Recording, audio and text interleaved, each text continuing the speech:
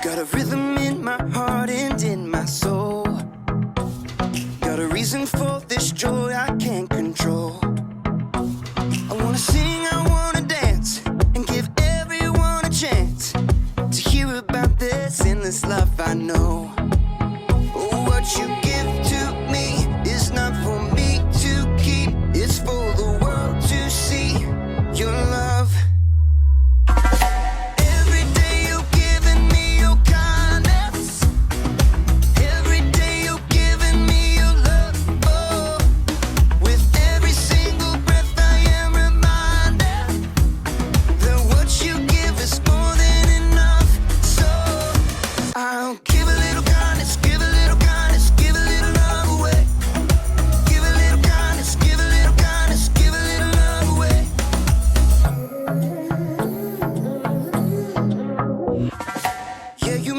Shine, you make me glow. You pick me up when I am feeling low. I wanna sing, I wanna dance, and give everyone a chance to hear about this endless love I know. Oh, what you give to me is not for me to keep. It's for the world to see your love.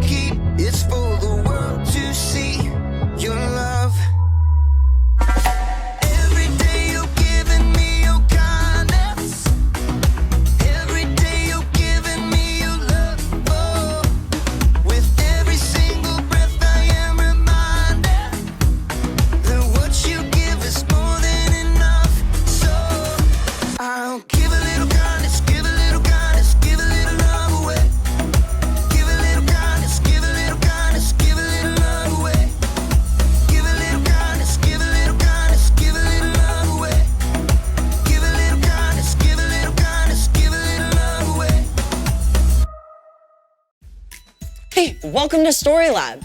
Skylar, I got your beakers. Oh, thanks. Hey, could you finish this? Sure. Awesome. Trade you. This week, we're talking about respect, while we take a look at something amazing Jesus said. What am I even doing?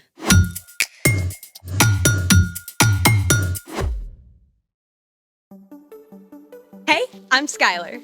And I'm Sebastian. We're talking about respect. Which is showing others that they are important by what you say and do. Okay, gotta ask about the outfit. Why? What's wrong with it? Nothing, but I think it's visible from outer space. I'll admit, stripes and plaid usually don't get along. I wore this in honor of Opposite Day. Opposite Day is a thing? Yeah, it's on January 25th, but I just found out about it. To celebrate, I've even made a list of things that don't usually get along. Let's hear it. Number 1, cats and dogs.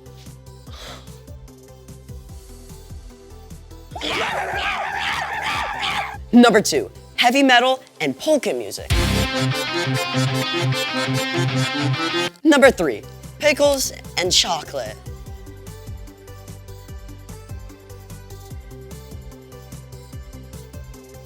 Want a bite? No thanks.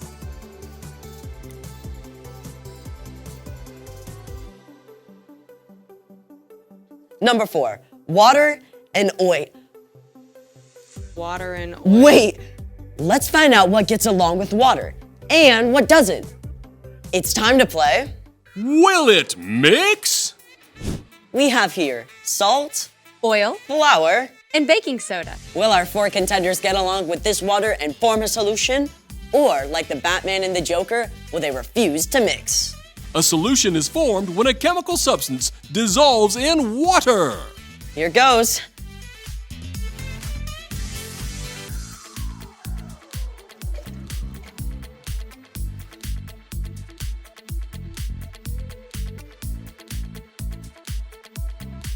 It appears that our salt and baking soda have completely dissolved in the water.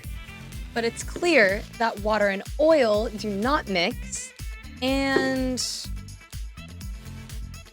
neither do flour and water. Sadly, they just don't get along. Let's try some more stuff. Honey!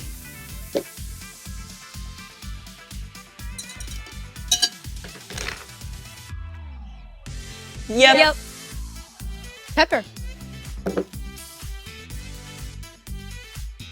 Nope. Sprinkles.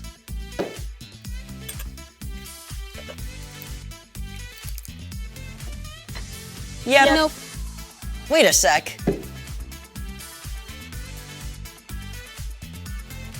I think the color is dissolving off the sprinkles. But the actual sprinkles don't mix. So it's a yeah, no. Or a no, yep. Those are 2 words that don't get along. It's time for The story before the story. Today, we're in Matthew, the very first book in the New Testament. But before Matthew, in the very beginning, out of a deep, deep love, God made an amazing world. But when people turned away from God, the world was broken. God made a plan to draw people back into relationship. So at the right time, God sent a tiny baby to be born in the small town of Bethlehem, God's very own son, Jesus. When Jesus grew up, he began to travel from town to town, teaching and healing. And everywhere he went, huge crowds gathered because Jesus spoke with more authority than any other teacher ever. Which is where our story starts. Take it away. Hey everyone, I'm Erica. You know, one day, Jesus sat down on a hillside in Galilee to teach his disciples, but it wasn't long before many people joined the crowd. They were amazed at what Jesus said. His teaching went beyond anything they'd ever heard before. Blessed are those who are humble. They will be given the earth. Jesus claimed that people who are sad or humble or hungry or those who suffer for doing what's right are actually blessed. He said his followers are like salt and light. He said that calling someone a fool is just as bad as, get this, murder. It all added up to one thing. What's on the outside matters much less than what's on the inside, what's in your heart. People squeezed closer to hear as Jesus continued. You have heard that it was said, love your neighbor, hate your enemy. But here is what I tell you. Love your enemies. Pray for those who hurt you. What? Up to this point, most wise teachers and philosophers had agreed that you should not hurt someone unless they hurt you first. Then you had every right to get back at them. If someone punched you in the mouth and knocked out a tooth, you could punch them and knock out their tooth. If they said something mean to you, then you should shout something just as mean back at them. But Jesus taught a new way of understanding. Love your enemies.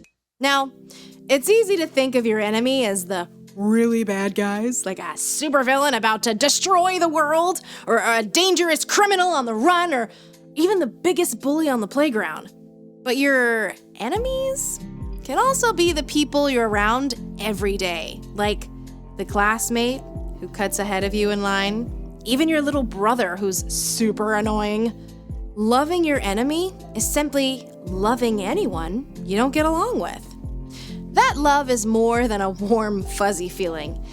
You don't have to feel loving to love your enemies. In fact, you probably won't. Instead, you can speak kind words. If someone insults you, choose something kind to say in return. Don't grumble and complain about them behind their backs. In fact, you can show respect. There might even be something nice you can say about that person.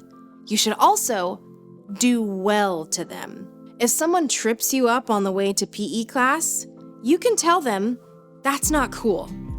But don't look for ways to get back at them. And most important of all, pray for them. Ask God to care for your enemy and help you forgive them. Prayer might change your enemy, and it can change your own heart too. Speak, do well, pray.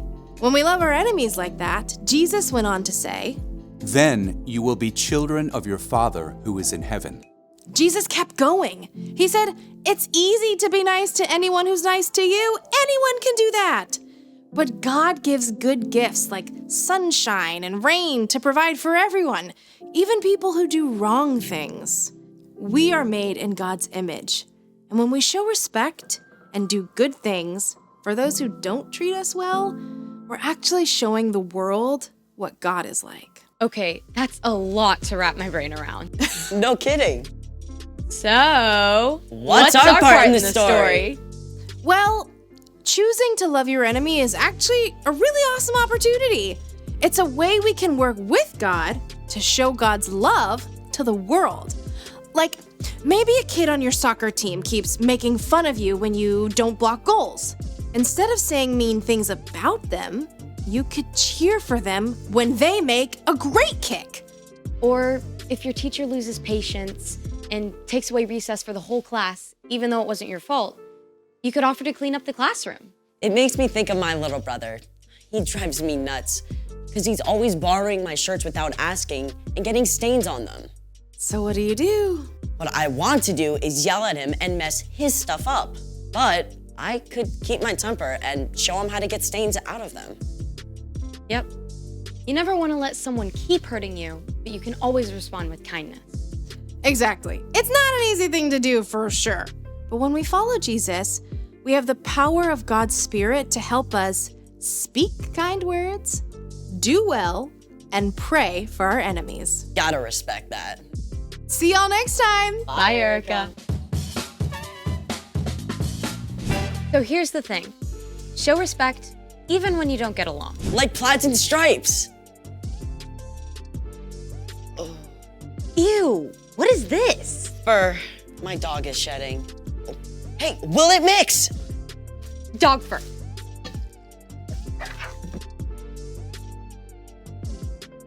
Nope.